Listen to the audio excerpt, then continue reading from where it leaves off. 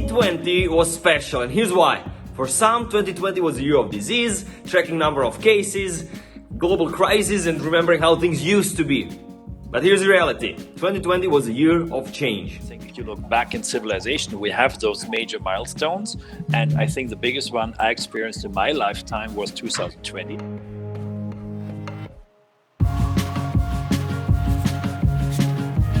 Local innovation talk, because we bring what we learn from what is going on globally that is not as available as it should be. In 2020, actually, we organized two successful workshops with the Croatian Chamber of Commerce, with the great people there who saw the opportunity very early.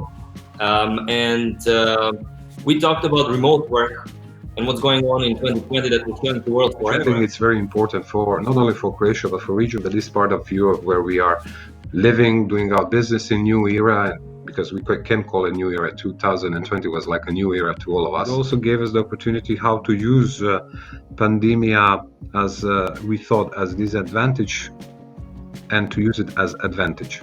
So would you summarize for us, if we are waiting for 1 year or a year and a half, or maybe 2 years of this environment, what would you, if you summarize as an advantage in this digital nomad, digital era, digital tools, digital possibilities?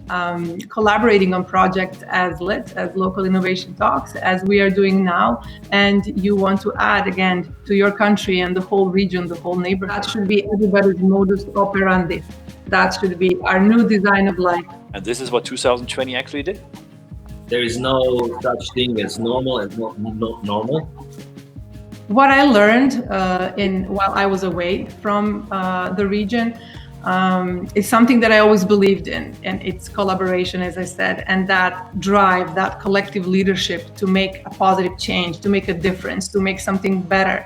And I always had it pretty vaguely in my head. I didn't know the strategies or the techniques, the protocols, how to help somebody else or a group of people to implement that and to make the best out of it, applicable to any sphere of human interaction. We're not demanding action based on authority. We simply implement, I call it collaboration by design. Sometimes people ask me about why would we collaborate? Why do we need this collegiality? What do we have from it? Like, isn't it easier to just listen and follow along and listen as we are told to? Of course, it's easier, but we know that what's easier isn't necessarily better. To establish this culture of collaboration, we need to increase leadership capacity among all stakeholders. As an educator, I base everything I do on the constructivist learning theory, which states that we learn through experience and engagement, meaning that we cannot learn passively by observing and taking orders and guidelines, but by being actively engaged.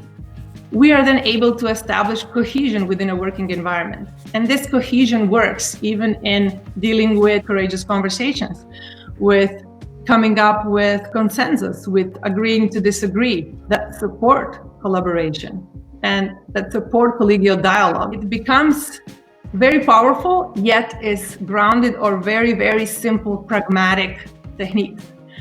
So that's what I'm really passionate about. And I have a feeling that now everybody in my country became more open to it. Do you see at this stage that collaboration is part of the educational model? So your day-to-day life skills have been better trained in 2020 than ever before. We spend more time with our children than actually before.